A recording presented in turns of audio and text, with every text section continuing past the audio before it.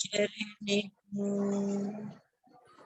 करूं सो प्रेम प्रणाम।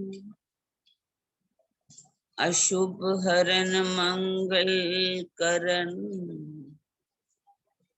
धनी श्री देव चंद्र जी नाम। श्री प्राणनाथ निज मूलपति श्री महिराज सुना। तेज कुंवर श्यामा जुगल को पल पल करूं प्रणाम। पिया जी को पल पल करूं प्रणाम। प्रणाम जी सुंदर साथ जी।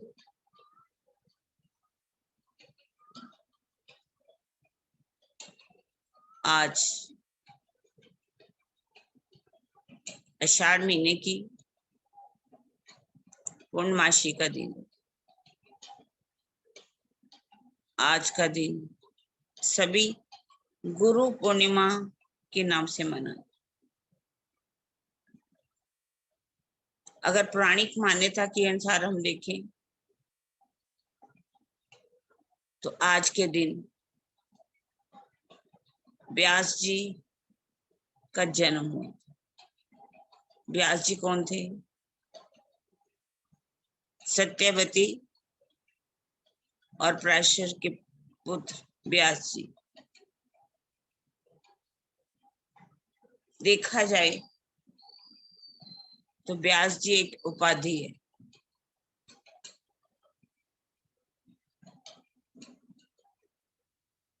व्यास जी की जो उपाधि जो है 18 पुराण लिखे गए। कहते हैं सभी कि व्यास जी ने लिखे, लेकिन जबकि अलग अलग ऋषियों ने इनको लिखा, लेकिन नाम जो है व्यास जी का ही है।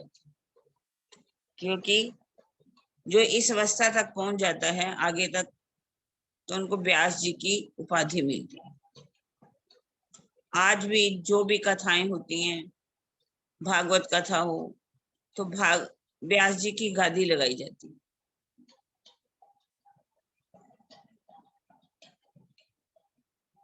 लेकिन अगर हम देखें तो गुरु पूर्णिमा क्या है?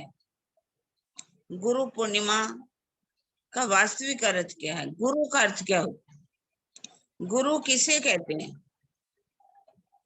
गुरु शब्द 2 वर्ण से बना है। गुरु का अर्थ होता है जो अंधकार से उजाले की ओर ले जाए, उसे गुरु कहा जाता है। महामत कहे गुर सोई कीजिए, जो अलग की देवे लग, इन उल्टी से उल्टाए के पिया प्रेमे करे सन्मुख। गुरु देखा जाए तो गुरु सबसे पहले माता को भी गुरु कहा गया। माता को गुरु क्यों कहा गया? एक माँ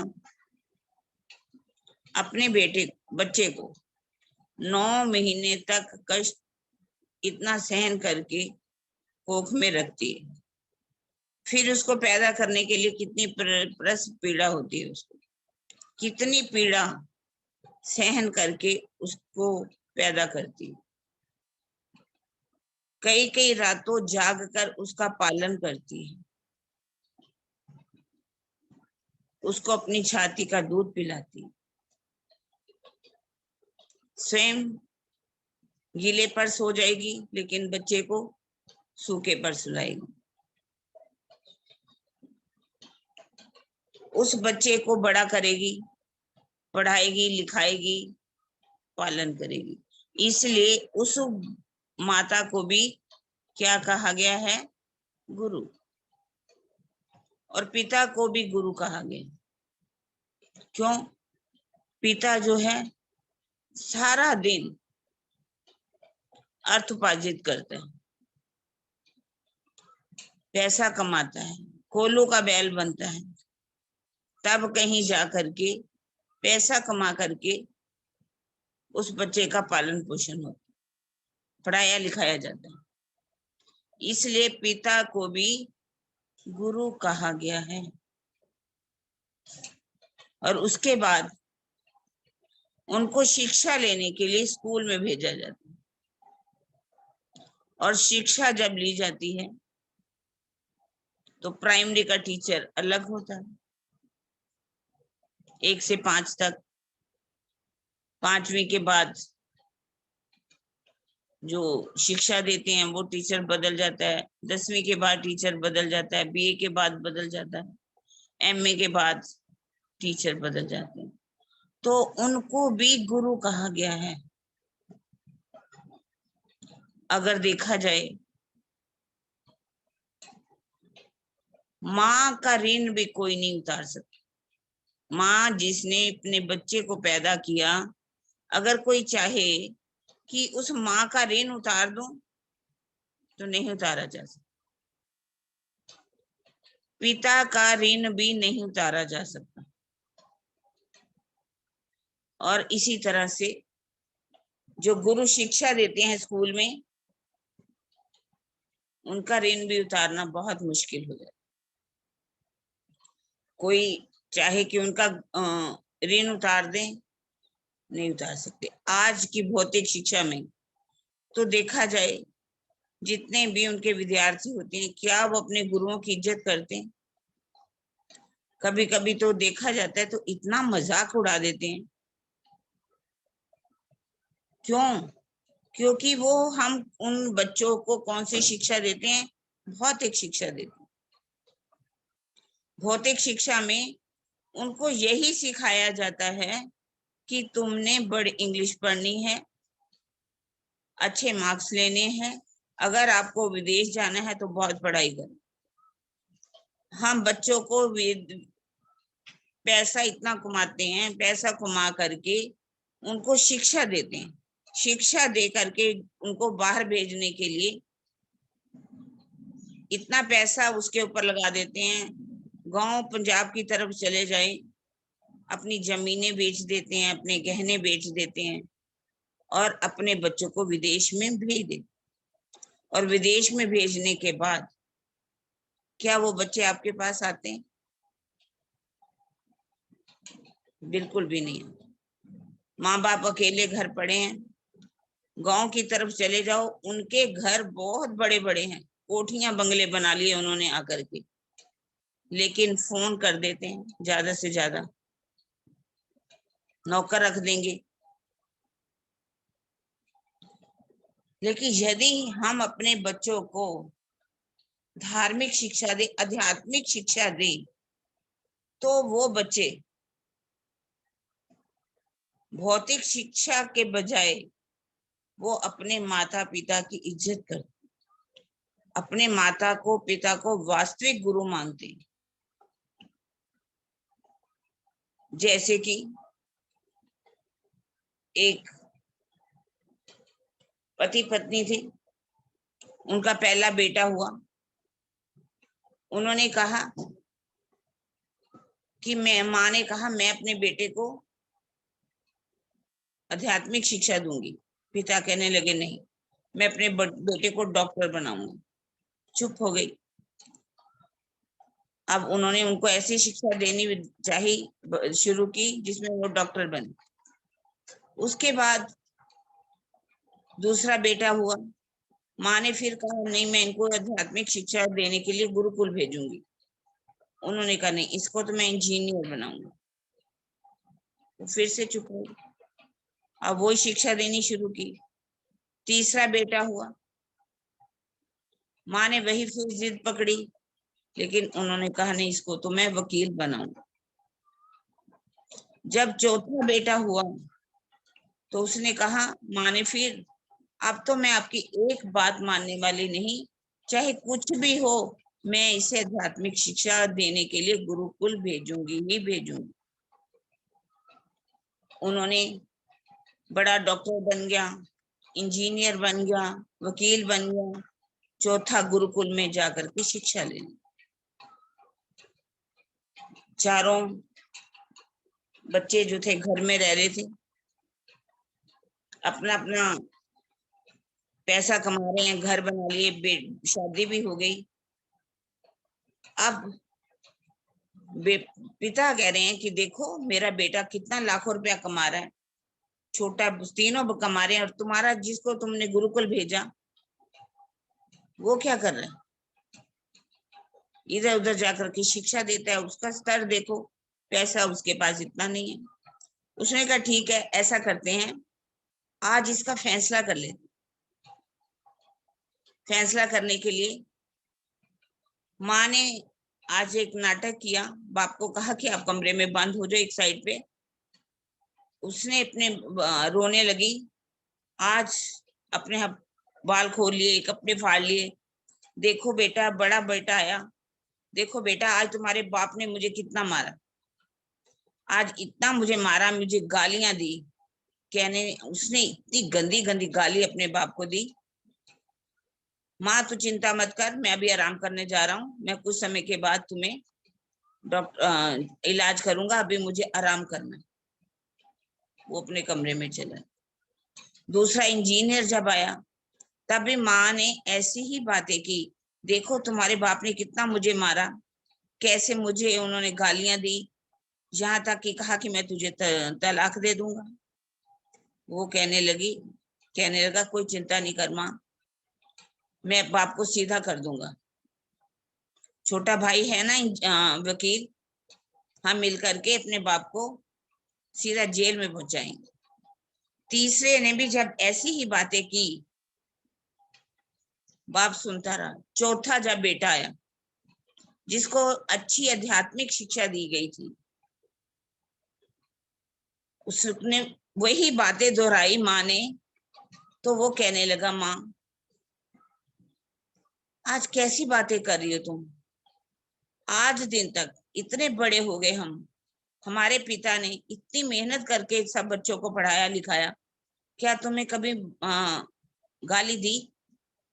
यदि आज ना जाने किसी कारण से हमारे पिताजी ने आपको कुछ गलत बात कह भी दी, आप जब कुछ समय पहले बीमार हुई थी, मैंने खुद देखा था, तुम्हारे हमारे पिताजी पूरी पूरी रात जाग करके तुम्हारी सेवा कर रहे थे, तुम्हारे कैसे पट्टियां जो हैं गीली कर करके तुम्हारे सिर पर रख रहे थे, वो हर पल तुम्हारा ध्यान रखते हैं। यदि तुम मेहनत भी करते हो तो उनको बहुत दुख होता है कि हाँ तुम्हारी माँ कितनी मेहनत करती है, वो कितनी तारीफ करते हैं तुम्हारी, यदि किसी कारण से गलती भी हो गई तो आपको माफ कर देना चाहिए। ऐसी उसकी अच्छी अच्छी बातें सुन करके पिता कुछ समय के बाद ही बाहर आया, और बाहर आकर के उसी बच्चे को अपनी गले से लगा लिया कि वास्तव में शिक्षा दी तो मैंने अपने इस बेटे को शिक्षा। हम कैसी शिक्षा दे रहे हैं अपने बच्चों को, बच्चों के भाव कैसे आ रहे हैं, वो हम पैदा करेंगे। यदि हम वास्तव में माता गुरु है, पिता गुरु है, तो उनको वैसा ही उदाहरण पेश करना चाहिए, उनको वैसा उनको आचरण सिखाना चाहिए ताकि वो माता पिता की इज्जत कर सके। गुरु जो है शिक्षा देता है, अंधकार से उजाले की तरफ लेकर के जाता है। गुरु जो है चंद्रमा की भांति, चंद्रमा जो है जैसे पूर्णमासी का चंद्रमा खिलता है, तो वो चंद्रमा जो है कितनी शीतलता प्रदान करता है, रोशनी देता है। हाँ, उनकी जो रोशनी है पूर्णमासी के चांद की तरह हो, लेकिन वो चांदनी कहाँ से लेता है? सूर्य से। सूर्य जो है दोपहर का सूरज जिसे कहा गया है, उसी से वो रोशनी लेता है। गुरु जो है, गुरु को कंचन कहा गया है, वो क्या बनाता है? गुरु कंचन, गुरु पारस, गुरु चंदन परमान। वो शिक्षा ऐसी देगा ताकि वो इस संसार में रहते हुए वो जाने कि धर्म ग्रंथ क्या है, धर्म ग्रंथों में क्या लिखा हुआ है, हमें कैसे उस रास्ते पर चलना है, हम कैसे, संसार क्या है, माया क्या है, हर बात की पहचान जो है वो गुरु करवाएंगे। लेकिन अगर हम गुरु की इज्जत ना करें, अगर स्कूल में रहने वाले टीचरों की इतनी इज्जत की जा सकती है, तो जो गुरु जो है, जो शिक्षा देते हैं हमें, हमें इस रास्ते पर चलने का पर प्रेरित करते हैं, तो गुरुओं की इज्जत नहीं करनी चाहिए क्या? ये गुरुओं की परंपरा क्यों खराब हुई? क्योंकि हमारे समाजों में क्या देखते हम, कुछ ऐसे गुरु भी हो गए, गुरुगम कहते हैं कि चल पड़ा, आज के दिन गुरुओं की पूजा करेंगे, उनके चरण कमलों को धो धो करके पिएंगे, उनके आगे क्या रखेंगे, क्या रखेंगे, इतना धन दौलत रख देते हैं, दुनिया भर के उपहार ला करके उनके चरणों में रखते हैं। लेकिन गुरु का ऋण क्या है? गुरु का ऋण जो है, उनको अच्छे अच्छे मोबाइल फोन, आईफोन दे दिए जाए, उनको सोने की मुद्रियां पहना दी जाए, उनके चरण कमलों को धो करके पी लिया जाए आज के दिन, तो क्या हम गुरु का ऋण उतार सकते हैं? गुरु का ऋण तो हम जन्म जन्म पर भी नहीं उतार सकते। गुरु का ऋण नहीं उतारा जा सकता, तो जो हमारे सतगुरु हैं, सतगुरु जो है सूर्य के समान हैं, जिनसे रोशनी लेकर के गुरु जो है हमें ज्ञान देता है। और सतगुरु कौन है हमारे? सतगुरु मेरे श्याम जी, मैं अहनिश करने रहूं, सनबन मेरा जाहि सो, मैं ताते सदा। सतगुरु हमारे रजी, हमारे प्रीतम, हमारे धाम धनी, मूल स्वरूप जो परम धाम में है, वो हमारे सतगुरु है। और हमारे सतगुरु कौन है? सतगुरु धनी देवचंद्र जी, जो तारतम ज्ञान की कुंजी लेकर के आए। तारतम ज्ञान की कुंजी से उन्होंने सब धर्म ग्रंथों को खोला, हमें उस पार ब्रह्म की, उस परम धाम की राह दिखाई, वहां की लीलाओं के बारे में बताया, उस रास्ते पर हमें लेकर के गए। इसी तरह से सतगुरु महाराज कौन है? हमारे प्राणनाथ जी, अवेश रूप प्राणनाथ जी, जिनके अंदर मेहराज जी माँ, जिनके अंदर इंद्रावती जी की आत्मा, जिन्हें महामती की शोभा मिली, पांचों शक्तियां जिनके अंदर विराजमान हुई, और उन्होंने हमें यहाँ आकर के उस परम धाम का ज्ञान दिया। क्षर से परे अक्षर और अक्षर से परे उस परम धाम, उस दिव्य ब्रह्मपुर धाम में कैसे तुम्हारा घर, आप है कौन, आप आए कहां से हो, आपका घर कैसा है, उस घर में लीला कैसी होती है, उन प्रीतम का श्रृंगार कैसा है, शोभा कैसी है, जिसको पा करके हम उन परम धाम के अखंड सुखों में डूब जाते हैं, उन अखंड सुखों को ले सकते हैं। वो ज्ञान हमें किसने दिया? हमारे सतगुरु, इसलिए वो हमारे सतगुरु है। और सतगुरु कौन है हमारे? वो परमहंस,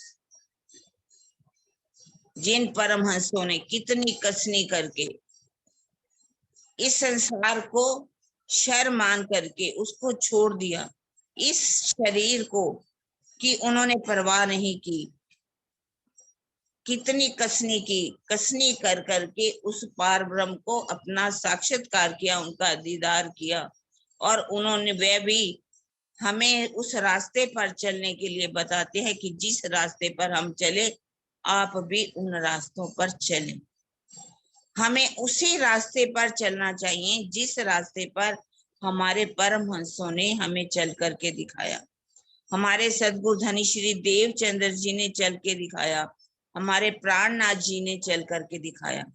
यदि हम सिर्फ नाम से ही उनकी जयकारे लगाते रहे, सदगुरु महाराज की जय, प्राणनाथ प्यारे की जय, लेकिन जो वो करके गए, जो उन्होंने हमें वाणी के द्वारा रास्ता बताया, उस रास्ते पर चल करके हम अपने जीव को भवसागर पार नहीं कर पाए।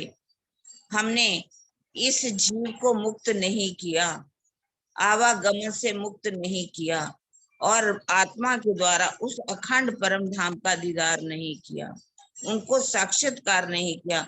सिर्फ उनकी वाणी को बोलते रहे, पढ़ते रहे। तो क्या ये हमारे गुरु के प्रति सेवा है? या सदगुरु के प्रति हमारी गुरु पूर्णिमा मनाना है? सिर्फ गुरु पूर्णिमा वाले दिन जा करके गुरुओं को प्रणाम कर लेना, उनको जा करके भेंट दे आना, उनकी आरती उतार लेना, तो ये क्या हम इसको गुरु पूर्णिमा कहेंगे? वो जिस रास्ते पर चले, वो उन्होंने चल करके हमें दिखाया, हमें भी उसी रास्ते पर चलना है। हमारे प्राणनाथ जी महाराज जी के तन में उन्होंने क्या किया?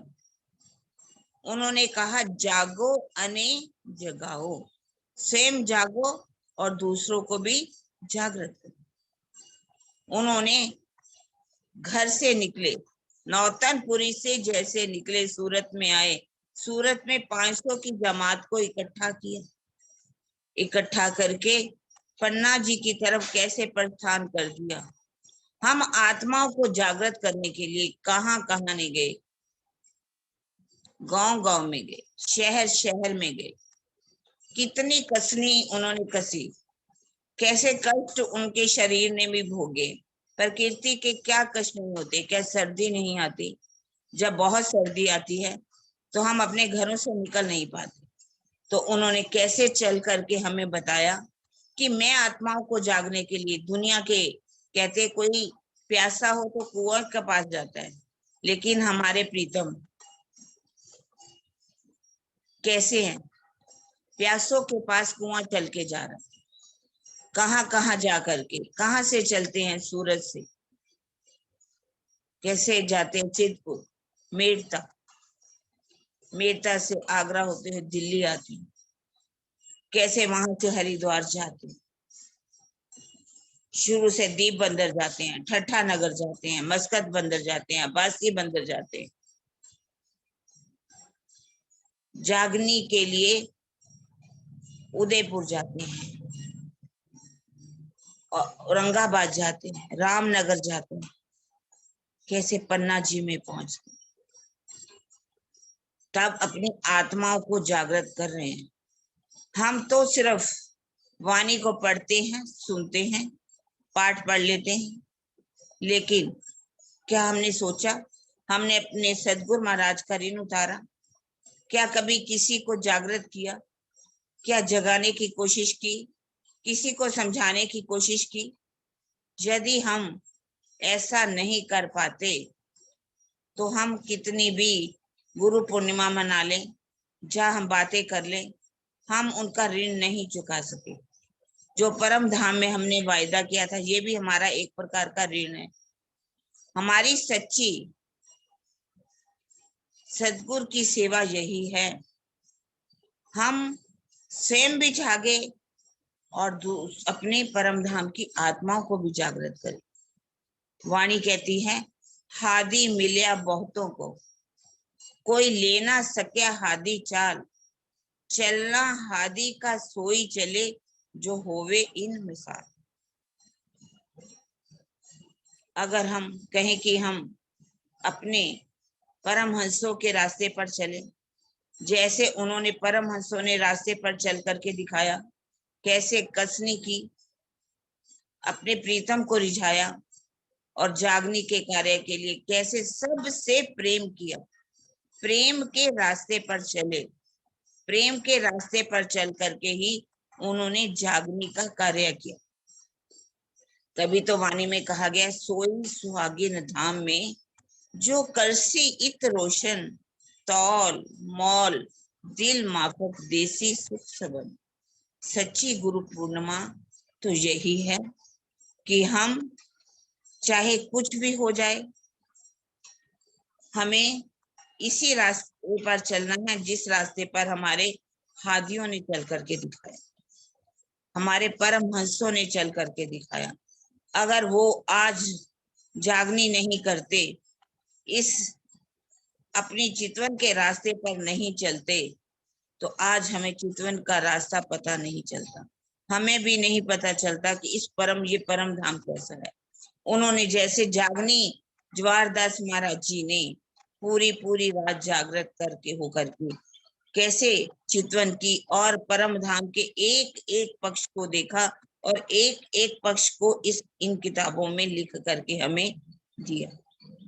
अगर वैसे हमारे पास कोई भी किताब नहीं होती, जब वो नक्शे नहीं होते जो स्वयं हमारे प्राणनाथ जी ने पन्ना जी के अंदर स्वयं तैयार कर, उन्होंने हालांकि वो जो नक्शे हैं हमारे पास, वो जो हमारी धरोहर जो है समाप्त हो गई क्योंकि उनको दीमक लग गई। यदि वो हमारे पास आज धरोहर होती, संभाल कर रखा होता, तो हमारा कुछ हाल और होता। लेकिन फिर भी धामधनी की मेहर हुई, जो उन्होंने हमें करके दिया, आज पका पकाया खाना हमें दिया, हम उस खाने को खाएं भी ना और प्लेट रख करके सामने बैठ जाएं, तो उसका कोई फायदा नहीं। इस धरोहर को हमें आगे बढ़ाना है, आगे बढ़ाने पर खुद भी अपने जीवन में उतारना है और दूसरों को भी उतार करके देना है और उनको भी बताना है कि ये हमारा घर है, इस घर के सुख क्या है, परम धाम के सुख क्या है, उस युग स्वरूप की शोभा क्या है, श्रृंगार क्या है, स्वयं भी देखनी है, स्वयं भी देखो, औरों को भी दिखो। तो यही हमारी सच्ची गुरु पूर्णिमा है।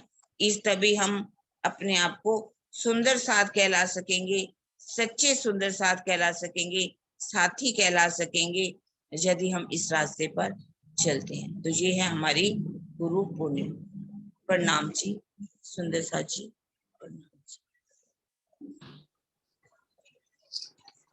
प्रणाम जी, प्रणाम जी। बहुत बहुत अच्छा लगा, बहुत बहुत धन्यवाद। आपने इतना कीमती समय में से निकाल के हमको गुरु पूर्णिमा के बारे में बताया।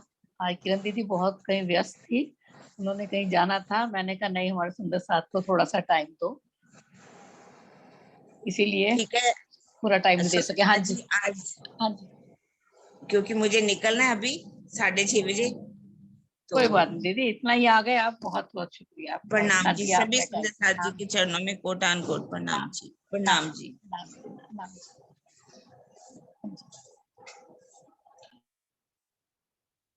हाँ जी सुंदर साथ जी, अब आज हम अपनी बैठक तो पूरी करते हैं, अभी हमारे पास टाइम है। अगर सुंदर साथ कोई अपना भाव रखना चाहता है, सरोज दीदी है। हाँ जी सरोज दीदी, अपना कैमरा ऑन करें।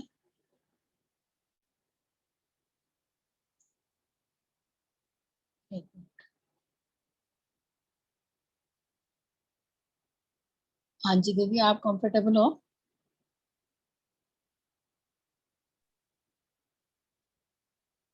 आवाज आ रही? प्रणाम जी। हाँ जी, हाँ जी, हाँ जी आ रही है। आवाज आ रही? हाँ जी, हाँ जी आ रही है। प्रणाम जी। हाँ जी प्रणाम जी।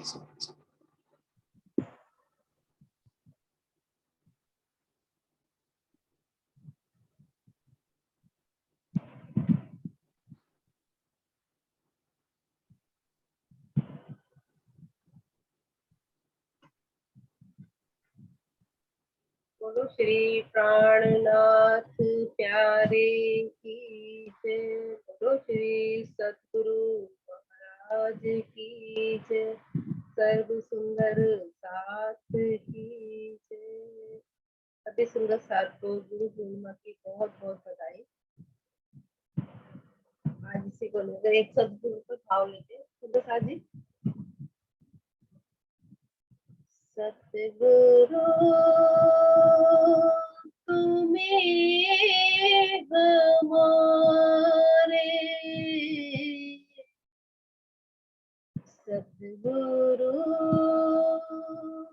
तुम्हें हमारे, आत्म जगाने वाले सतगुरु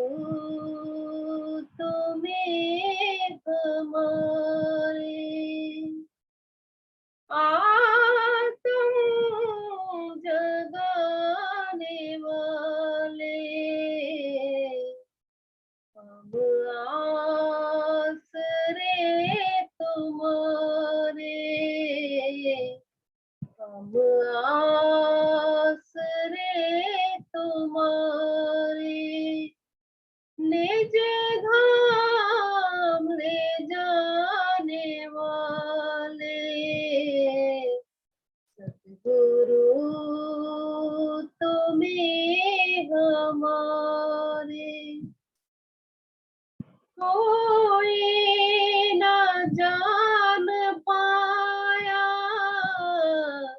यहाँ कौन है पधारे कोई न जान पाया यहाँ कौन है पधारे पहचान ही न पाया आए धनी हमारे समझे नहीं थे हम तो बुझ आपके इशारे सतगुरु तुम्हें हमारे हमको लुभा रहा है ये रूप प्यारा प्यारा हमको लुभा रहा है ये रूप प्यारा प्यारा नजरों में मेहर भर के हमें आपने निहारा नजरों में मेहर भर के हमें आपने निहारा आती है इश्क लहरें दिल से ही तो तुम्हारे सतगुरु तुम्हें हमारे आतम जगाने वाले अब आस रे तुम्हारे अब आस रे तुम्हारे निज धाम ले जाने वाले सतगुरु तुम्हें हमारे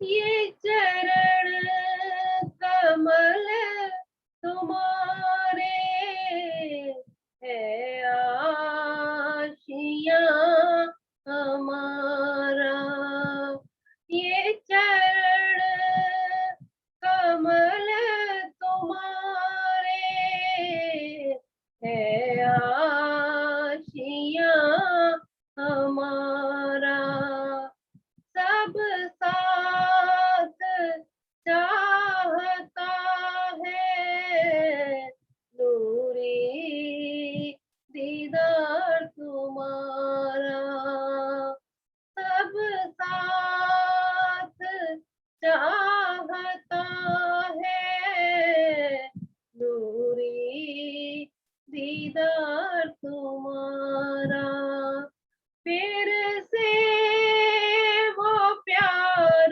दे दो और दे दो वो नजारे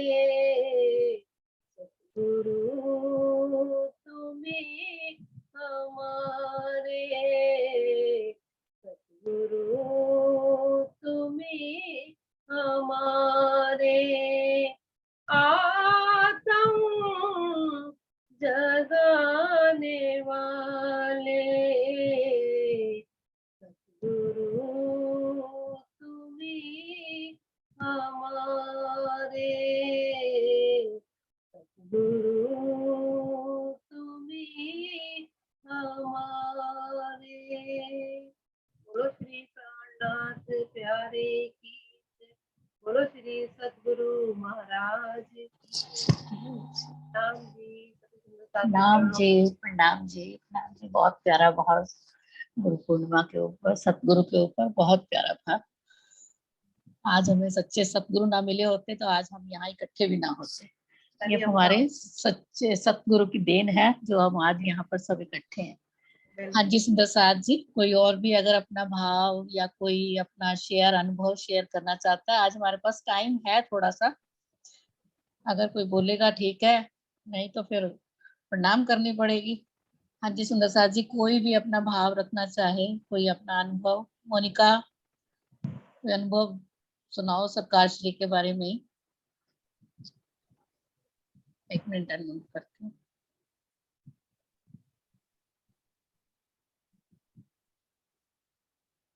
हाँ जी रेणु को मैं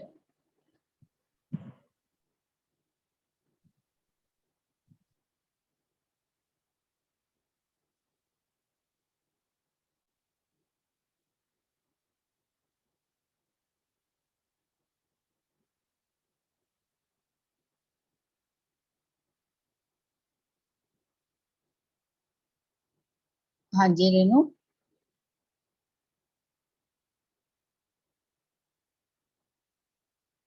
रेणु होंगा जी, अनम्यूट किया आपने।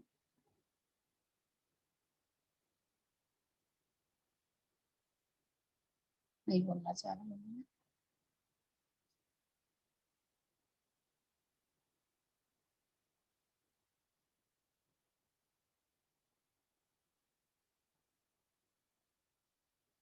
मोनिका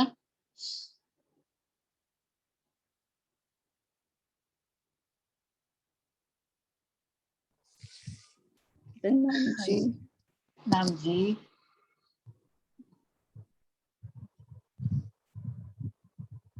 आप सुनाओ। नहीं आप सुनाओ, सुनेंगे हम तो तो सुनने वालों में से हैं। हाँ जी कोई अनुभव सुना दो, कोई बात, कोई लाइन, कोई भी दिल में आ रही हो।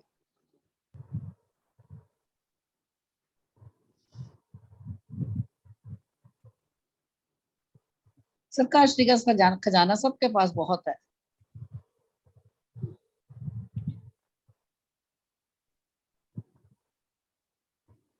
उस समय तो इतना लिया नहीं, अब आप सब में ही उनको देख रहे हैं। सही बात है। मीनू दी, किरण जी, आप सबसे ऐसा लगता है कि हाँ वही लीला दोबारा दोहराई जा रही है और आप सबसे सब खजाना मिल रहा है। उन्होंने भी अपने टाइम पे बहुत लुटाया, लेकिन उस टाइम तब पे इतनी हमने समझ नहीं थी ना, कुछ भी। समझ नहीं थी। सरकार श्री की हम पुरानी वीडियो सुनते हैं चर्चा की, और देखो उन्होंने ही सब बोली हुई है ना, लगता है हाँ ये तो हमने सुनी नहीं है, हाँ ये जी। तो हमने सुनी नहीं है, अब लगता है वो सुनते हैं तो। हाँ जी विजय दीदी आप बोल सकते हो। मैं सबको अनम्यूट कर देती हूँ और सब थोड़ा कोई बोल सकते हैं फिर, ठीक है।